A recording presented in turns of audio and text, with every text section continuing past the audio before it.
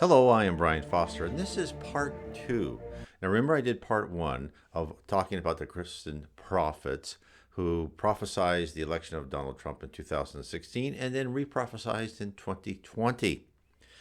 Now, I'm going to restate my general disclaimer and my point of view as I did on part one is that all these prophets, they're wonderful people. They believe what they believe. They're doing their best to interpret the word of God. And I myself am on, neutral on the political side. I am just looking at this as a data point, a piece of proof that we are communicated with by the spirit realm. Now, as a spiritist, other people say, oh, only people communicate through them. No. And again, of course, these Christian prophets don't say that either.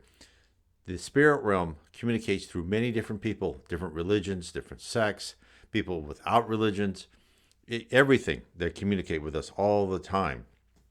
There are many more mediums and people with prophetic visions that are out there than we know of. And but I'm just trying to do is bring some of this to the surface so we can talk about it. Now, this is important because few actually prophesied the 2016 election, and they were right. Now, I was amazed at how many more prophesied the 2020 election. Now, that could have been an easier one to prophesize. But now, the inauguration is passed. Joe Biden was inaugurated as president. And yet, many, not all, many of these same prophets are saying, nope, it's still going to be Trump. It's still going to be President Trump. Something's going to happen. Something's going to be so huge that it will still be President Trump. So now let's concentrate on what happened after January 20th. So the prophecies stating that Trump would continue to be president did not seem to come to pass after the official inauguration of Biden on January 20th. The collective sense of the required timing, stopping the swearing in of one president for the next, apparently for many, ended the possibility of a second consecutive Trump presidency. One may have thought that each prophet would have hanged their head in shame and slowly walked away from the public platform for a while. But this did not occur. Instead, many, not all, still believe that a change will happen and Biden will be removed from office soon. They explain that our perception of what is possible in the natural is not a limit for God. And in this they are perfectly correct. One prophet, Chris Yoon, analyzed his delivery of what he reported. He was told by God, and he came to the conclusion that he was imposing his own perceptions onto the prophecy.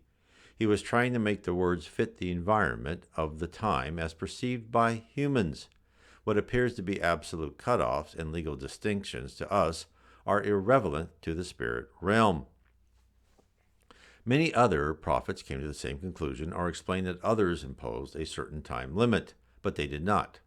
Unfortunately, many people expressed great anger of not having events roll out according to their perceptions.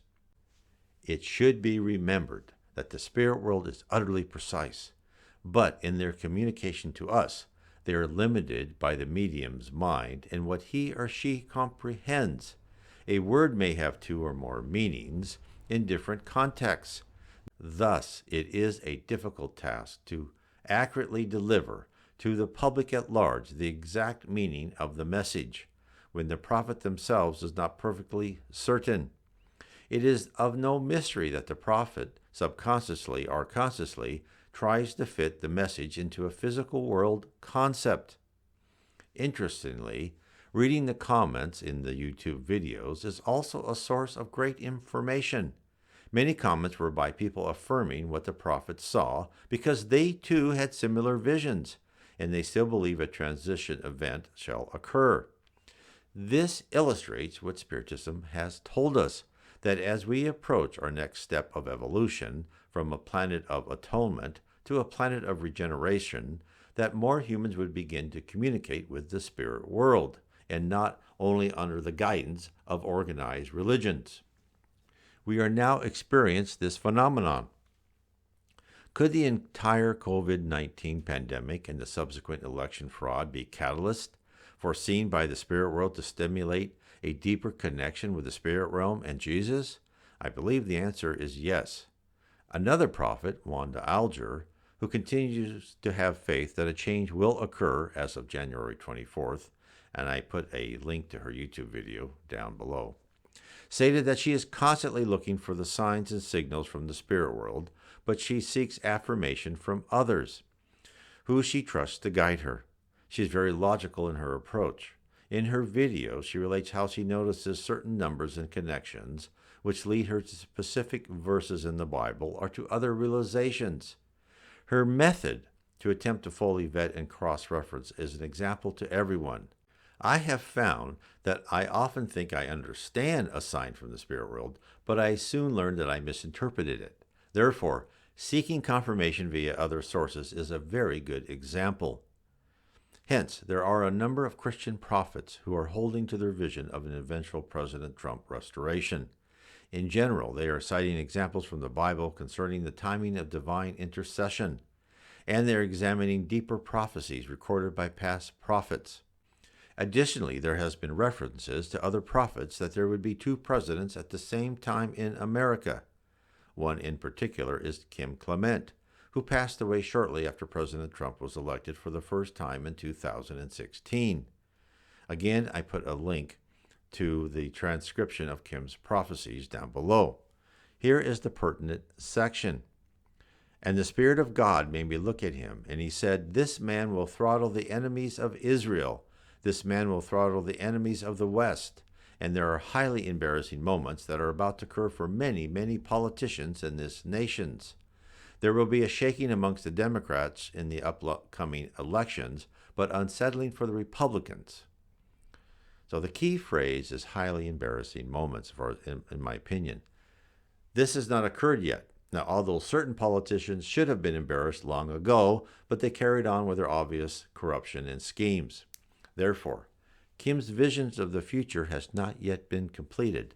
The implication is there must be more to come. And of course, there always is more to come, for that is the way we are led by the spirit world.